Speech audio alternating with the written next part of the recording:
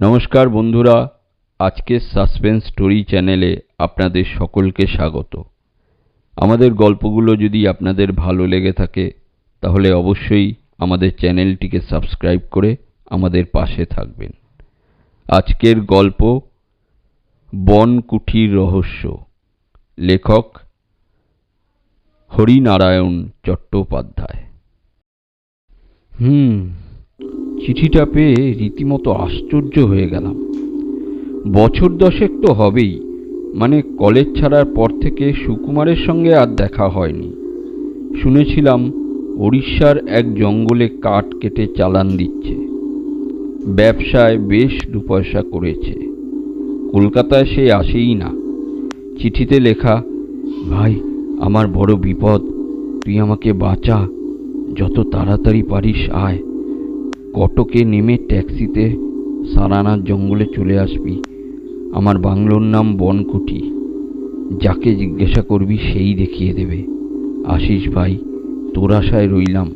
ইতি সুকুমার। চিঠিটা পেয়ে খুবই চিন্তায় পড়ে গেলাম। কি এমন বিপদ হতে পারে সুকুমারের? ব্যবসার জন্য যদি টাকার দরকার হয়ে থাকে তাহলে আমি আর কি সাহায্য করতে পারি? আমার সামান্য চাকরি, একলা মানুষ, তাই কোনো রকমে চলে যায়।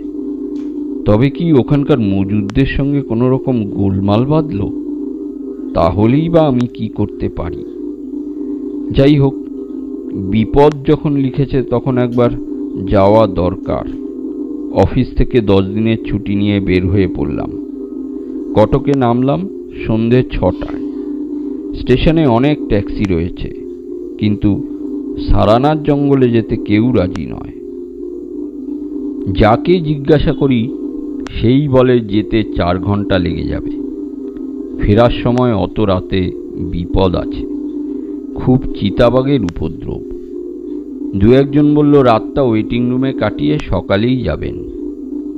ভেবে দেখলাম সেটাই ঠিক হবে। নতুন জায়গায়, বিশেষ করে জঙ্গলে রাতে না যাওয়াই ঠিক। ওয়েটিং রুমে রাতটা কাটিয়ে সকালে ট্যাক্সি ধরলাম। শহর ছাড়িয়ে বেশ কিছুটা যাওয়ার পর জঙ্গলের এলাকা শুরু হলো। বড় বড় শাল আর কেঁদ গাছ, ঘন লতার ঝোপ, সূর্যের আলো বন্ধ। দিনের বেলাতেই আবছা অন্ধকার। একটু এগিয়েই ট্যাক্সি থেমে গেল। আর পথ নেই। কি হলো? আর রাস্তা নেই, আপনাকে হেঁটে যেতে হবে। সারানা জঙ্গল কত দূর? এই তো শুরু হলো। ট্যাক্সি ড্রাইভার আঙুল দিয়ে ফলকের দিকে দেখিয়ে দিল। তাতে লেখা সারানা জঙ্গল। জিজ্ঞাসা করলাম, বনকুঠি কতটা দূর হবে? তা বলতে পারবো না, আপনি নেমে খোঁজ করুন। অগত্যা ভাড়া মিটিয়ে কাঁধে ঝোলা আর হাতে সুটকেস নিয়ে নেমে পড়লাম। সরু পায়ে চলা পথ ক্রমেই সংকীর্ণ হয়ে এলো। ঝিঝির একটানা শব্দ, নাম না জানা পাখির কর্কশ ডাক, বাতাসে পাতা কাঁপার শিরশিরানি আওয়াজ। এই অজগর জঙ্গলে সুকুমার থাকে কি করে? অর্থের জন্য মানুষ বুঝি সব কিছুতেই অভ্যস্ত হয়ে যায়। বেশ কিছুটা যাবার পর জনতিনেক কাঠুরিয়ার সঙ্গে দেখা হয়ে গেল। সকলের হাতেই কুড়াল, ঝুড়িগুলো টুপির মতো মাথায় পড়েছে। তাদের প্রশ্ন করলাম, বনকুঠি কোন দিকে? তারা নিজেদের মধ্যে কি বলা বলি করলো কে জানে। কয়েকবার আমার আপাদমস্তক দেখল। তারপর একজন বলল, বনকুঠি সোজা ডান দিকে, পুকুরের পাশে। চলতে চলতে লক্ষ্য করলাম কাঠুরিয়ারা একটা গাছের নিচে দাঁড়িয়ে আমাকে দেখছে। গভীর জঙ্গলে নতুন লোক দেখে তাদের কৌতূহল হওয়াই স্বাভাবিক।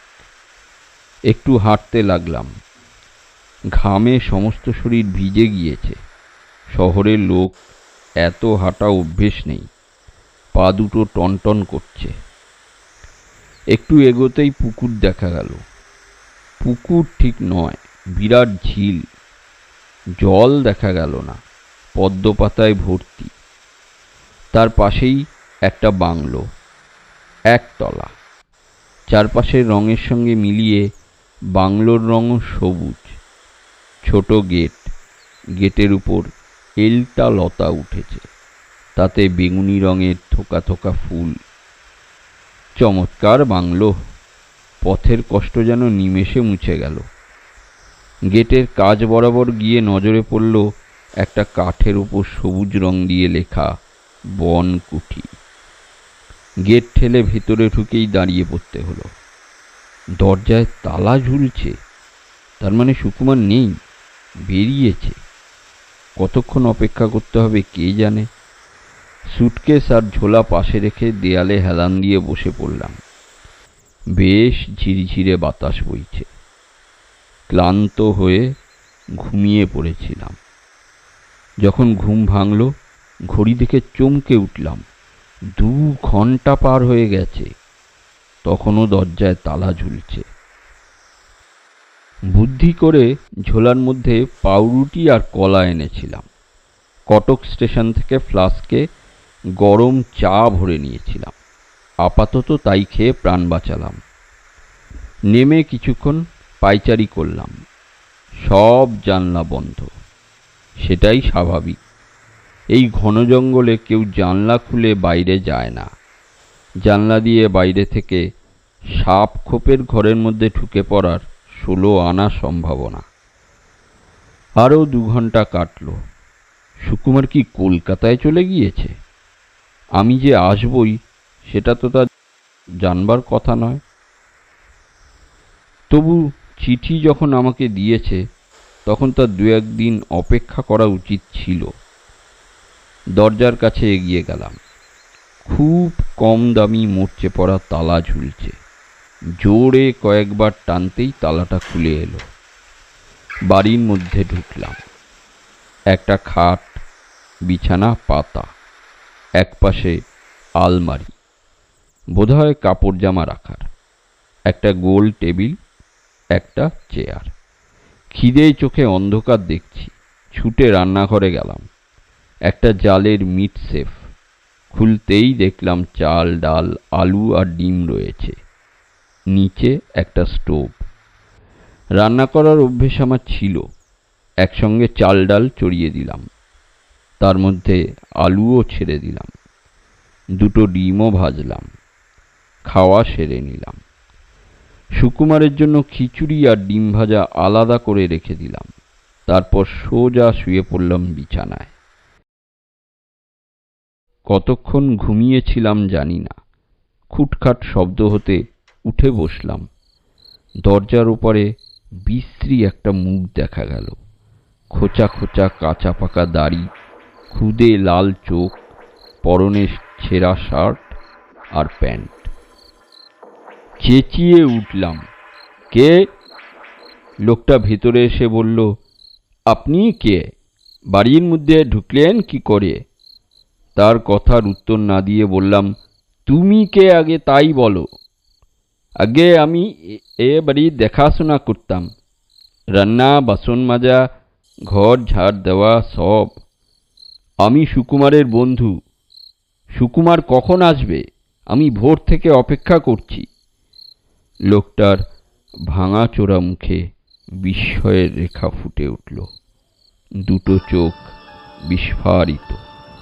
আমার আপাদমস্তক চোখ বুলিয়ে নিয়ে বলল, কে আসবে বাবু?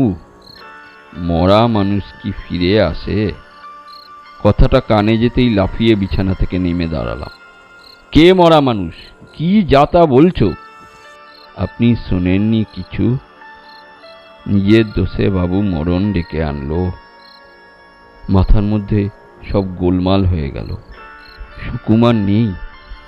যে বিপদের ভয়ে সে আমাকে চিঠি লিখে আসতে বলেছিল, সেই বিপদই বুঝি তাকে গ্রাস করল। আমার কি আসতে দেরি হয়েছে? কি লজ্জা! বন্ধুর প্রাণ বাঁচাতে পারলাম না। লোকটাকে বললাম, সব ব্যাপারটা খুলে বলো তো, আমি কিছু বুঝতে পারছি না। লোকটা মেঝের ওপর বসল। খুব নিচু গলায় বলতে শুরু করলো, বাবু তো কাঠের কারবার করতেন। জঙ্গলের একেবারে শেষের দিকে একটা গাছ আছে, সেটাকে আমরা তুঙ্গা গাছ বলি। সেই গাছ কেউ কাটে না, তাতে অপদেবতার বাস। কাঠুরিয়া কেউ সে গাছ কাটতে রাজি হলো না, সবাই চলে এলো জঙ্গল থেকে।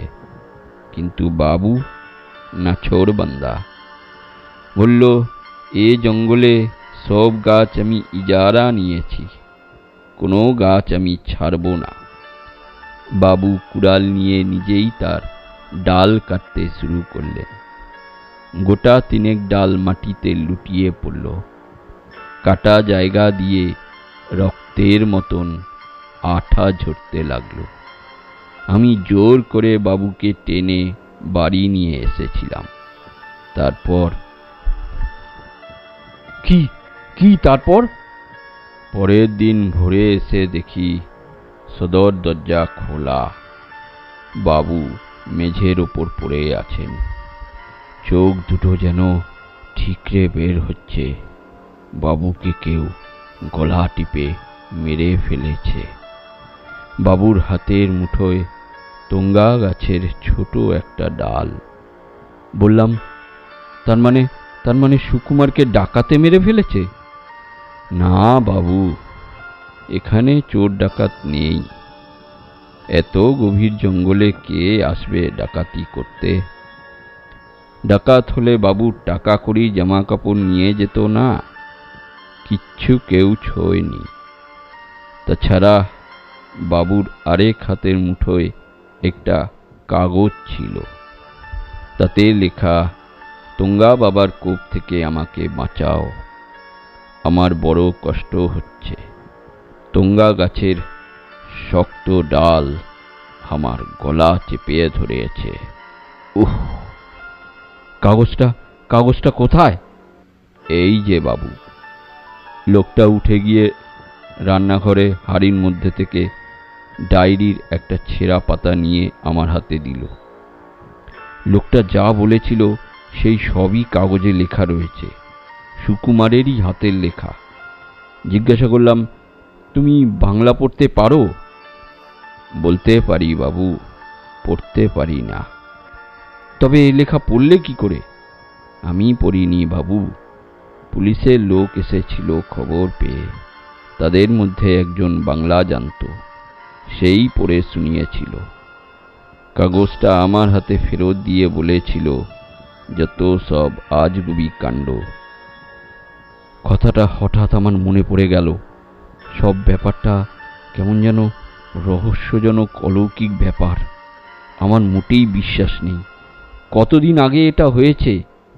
লোকটা হিসেব করে বলল, তা 15 দিন তো হবেই। মিথ্যে কথা, ধমক দিয়ে উঠলাম। দিন 5 আগে সুকুমার আমাকে চিঠি দিয়েছিল। এই দেখো সেই চিঠি। পকেট থেকে পোস্টকার্ডটা লোকটার দিকে এগিয়ে দিতে গিয়েই চমকে উঠলাম।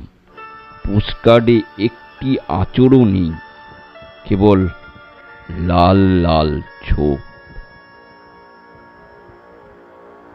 সুকুমারের গলায় যে ধরনের লাল দাগের কথা লোকটা বলেছিল, অনেকটা বুঝি সেই ধরনের। আপনারা এতক্ষণ শুনছিলেন হরিনারায়ণ চট্টোপাধ্যায়ের লেখা বনকুঠির রহস্য। আমাদের ভিডিওটা যদি ভালো লেগে থাকে তাহলে লাইক ও শেয়ার করে দেবেন, আর কমেন্ট করতে ভুলবেন না। ধন্যবাদ।